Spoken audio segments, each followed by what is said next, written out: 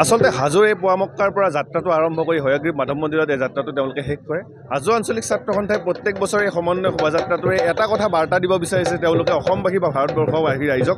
যি বিভেদকামী শক্তিয়ে অসমৰ ভাষা ভাষীৰ মাজত আমাৰ ধৰ্মী যি সাতাম পুৰুষীয়া যি আমাৰ ঐতিহ্যৰ মাজত আমাৰ সাতামবোৰৰ ভাতৃত্ববোধৰ মাজত যিটো আঘাত সানিব বিচাৰিছিলে বা আঘাত সানিব সময়ে সময়ে প্ৰচেষ্টা চলায়, সেই সময়ত কিন্তু হাজো আঞ্চলিক ছাত্ৰ সন্থাই বা হাজোবাসী ৰাইজে এই হেজাৰ হেজাৰ লোক ওলাই আহি সমন্বয়ৰ বাৰ্তা দিয়ে, সমন্বয়ৰ এটা যাত্ৰা ইয়াত অংশগ্ৰহণ কৰে আৰু ইয়াৰ পৰা এটা কথা স্পষ্টভাৱে তেওঁলোকে মেছেজ দিয়ে যে আমি মানৱীয়তা দৃষ্টিভংগীৰে মানুহ হিচাপে সমাজত যি বাস কৰিব লাগে, আমি মানুহ হিচাপে জীয়াই থকাৰ যি ধৰণৰ চিন্তা এই চিন্তাৰে আগুৱাই যাব লাগিব, সেই ধৰণৰ বাৰ্তাৰে অসমবাসী ৰাইজক তেওঁলোকে বাৰ্তা প্ৰেৰণ কৰে। আৰু ইয়াৰ পৰা আমি স্পষ্টভাৱে ক'ব বিচাৰিছোঁ যে অসমত বিবেককাৰী শক্তিৰ কোনো ধৰণৰ স্থান নাই। অসমীয়া মানুহৰ অসমীয়া খিলঞ্জীয়া মানুহে পৰিপূৰ্ণ এখন অঞ্চল আৰু আমি জাতি জনগোষ্ঠী সমল মিলে চলি থকা এটা অঞ্চল। আঞ্চলিক ছাত্ৰ সন্থাই 1992 চনৰ পৰাই এক প্ৰচেষ্টাৰে আমি যে হিন্দু মুছলিম কোনো বুলি কথা নাই এনেকুৱা এক অসমবাসীক এক বাৰ্তা দিবৰ কাৰণে আমি হাজো আঞ্চলিক ছাত্ৰ সন্থাই প্ৰতি বছৰে 1 মাঘৰ তাৰিখে আমি এই মণিকূট উৎসৱ আৰু সমন্বয় শোভাযাত্ৰা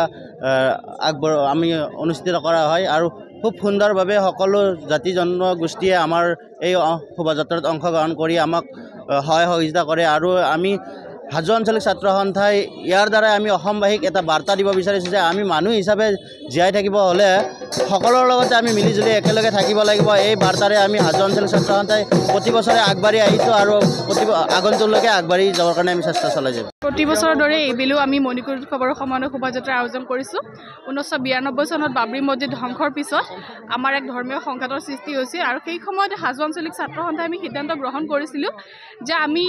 এই ধৰ্মীয় সংঘাতৰ পৰিৱৰ্তে এক সমন্বয় আৰু শান্তি বাৰ্তা প্ৰেৰণ কৰিম হাজো অঞ্চলৰ এই মণিকূট উৎসৱ আৰু সমন্বয় শোভাযাত্ৰাৰ জৰিয়তে। আৰু আমি সেই তেতিয়াৰে পৰা 1992 চনৰে পৰা হাজো অঞ্চলৰ এই মণিকূট উৎসৱ চলি আহিছে আৰু আগন্তুক দিনতো চলি যাব বুলি আশা ৰাখিছোঁ। হয়, এক উৎসৱমুখৰ পৰিৱেশৰ সৃষ্টি হৈছে আৰু প্ৰতি বছৰৰ দৰে এইবেলিও আমাৰ এই শোভাযাত্ৰাত বিভিন্ন ধৰণৰ দল যেনে কাৰ্বি, মিচিং, তিৱা আৰু হাজো অঞ্চলৰ স্থানীয় দল হোলী গীত, তাৰোপৰি চৰাই পূজা,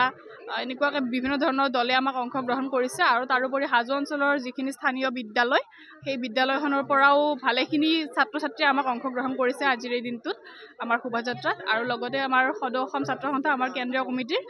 সন্মানীয় সভাপতি ডাঙৰীয়া আৰু সম্পাদক ডাঙৰীয়াকে আদি কৰি বিভিন্ন কেইবাগৰাকী বিষয়ববীয়া আমাক অংশগ্ৰহণ কৰিছে আৰু লগতে সদৌ কামৰূপ জিলা ছাত্ৰ সন্থাৰো আটাইকেইগৰাকী বিষয়ববীয়া আমাৰ লগত অংশগ্ৰহণ কৰিছে। আৰু এই শোভাযাত্ৰাত